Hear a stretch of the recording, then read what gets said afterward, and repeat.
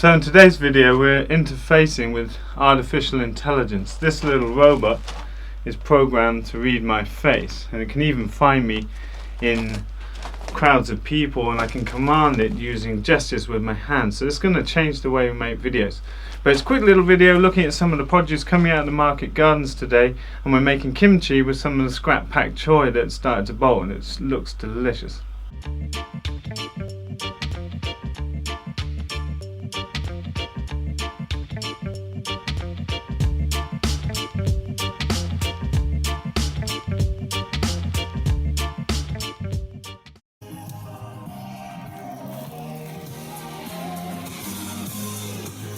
This is getting strawberries. We've been moving things around in here. So, root trainers coming in. These are the old root trainers. This is American chestnut. You can have a look. These are in tiny root trainers for now. But it's time to, we've been stratifying these this spring. And you can see these old style that we use have a taproot that goes right down and prunes at the base only. So, with a few spare, I want to pop these up now in the big root trainers just to see the comparative growth. We're going to put the grapes on strings rather than sticks because they will outgrow them pretty quickly, and this will fill up this entire row with these beautiful root trainers. So that's an example of a sucker that was rooted this spring. These are suckers that didn't make it, probably just too little root. You can see they've had a go, but probably not enough water to take. But having said that, we have a lot. So it's enough to fill all the holes in the tree lane. So I like these for small things, vegetables or very young cuttings or whatever. But having a larger root trainer like this is much more suited to growing on bigger trees. Little chestnuts.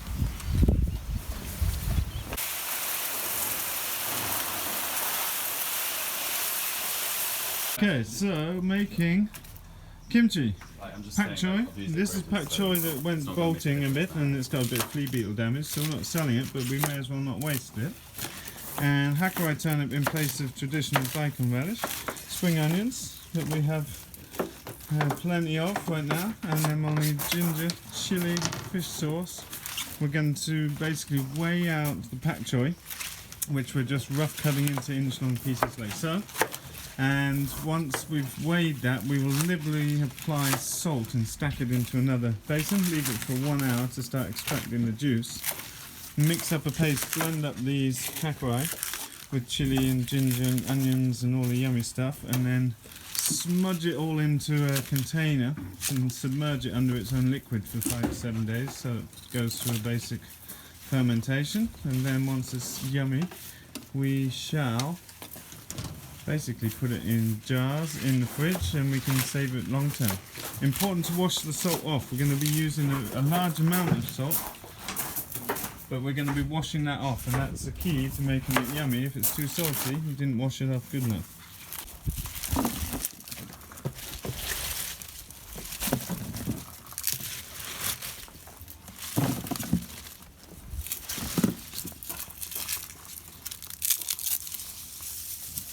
So salt is very liberal. It's needed to extract the juices. We roughly scrunch it in, and that will help to start extracting water. We're going to leave this for an hour, and it's important to help kick-start the fermentation process when we set the whole thing together. So this is the base of the sauce. It's radish with ginger, garlic, fish sauce. I'm going to mix the chili in. Still a lot to make though. Okay, that's the finished sauce. So chili and hackaway turnip, and we've got spring onions in there, lots of ginger, and there's a recipe appearing here, and we've just scaled this recipe up. So cabbage is sitting, or pak choi is sitting for an hour, and we'll come back and mince all this together after thoroughly washing all the salt off the pak choi, and then basically press it all down to submerge it under its own juice, and we'll let it ferment away in the cellar for 5 to 7 days. So after an hour, that gives you a sense of the amount of liquid gathered here. Now we need to rinse this off while scrunching it even further, get rid of the excess salt, and then we'll be packing it in with this beautiful sauce. Okay, so rinsing, and this is the way we decide how much salt to take away. It's easy to have too much salt and spoil the whole batch, but we want to have enough salt that it's yummy. So you can taste it, and you'll soon know. Okay, so we've rinsed this really good, so you want to be really careful testing because it's easy to have too much salt, as we said. So we rinsed this probably 4 minutes, squeezing as we went, and that softens all the stem cell walls, but it's still crispy and crunchy in the middle, and that's how we want it. So we're going to mix that up with this beautiful paste, and we'll squish it down into this nice clean container.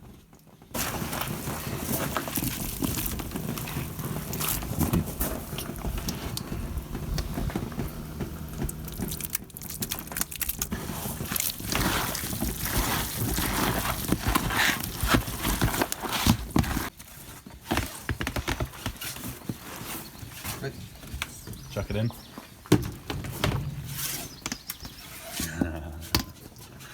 Kevin, let's get that bit.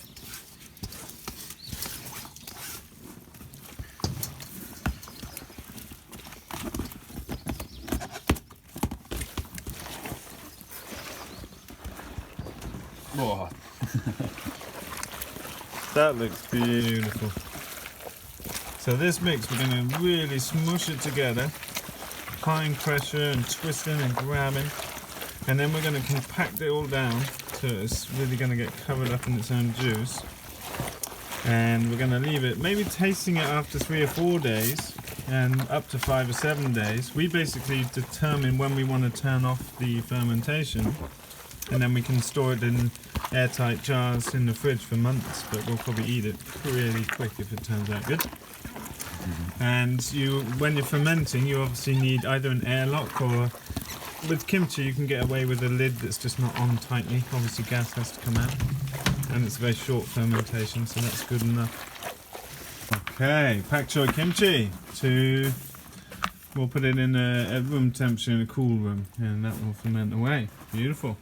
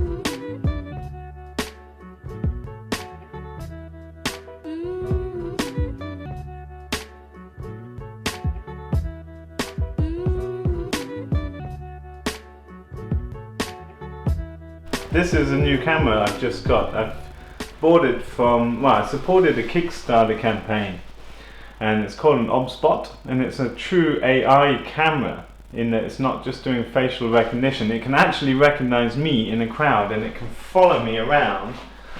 I'm walking around the room now, and it can recognize me in a crowd of people. And what I wanted to get this for is hopefully I can do some more interactive YouTube videos as if I have a cameraman with me, and you can control it off your phone. I haven't learned all the controls yet, but I can actually start it recording with different hand signals, and stop it recording, and I can program it to read my hand signals to zoom in and do all these kind of things. But it seems to be quite effective, and what it means I'll be able to do is go around and show you stuff that I'm doing and look at what's in the drawer and then come and see what's in this container. And you see, it's going to be a whole level of functionality to be able to do YouTube videos where I'm not just walking around trying to film myself all the time. So I think it's going to be really awesome. It seems very impressive, and so yeah, we'll be seeing more of that in videos to come. It wasn't very expensive, and I just like the concept of being able to basically film without having to have someone with me, but be able to be more interactive with my hands. So I think it's going to be really cool. It's going to take me a little while to learn to use, and I'll need to plug in a microphone to this camera. It has a little like headphone jack that you can plug in microphone with, but I think it's going to be super cool to be able to move around and really show you things in the field in a much closer way. And yeah, we'll see how that goes, but I think it's going to be opening up new possibilities for making videos for you. So that starts the video recording, and you can see on the little screen here it's recording away, and I can then move around and do whatever I'm doing. I can lock the screen with different gestures too, if I want to leave the screen at the end of a scene or whatever it were.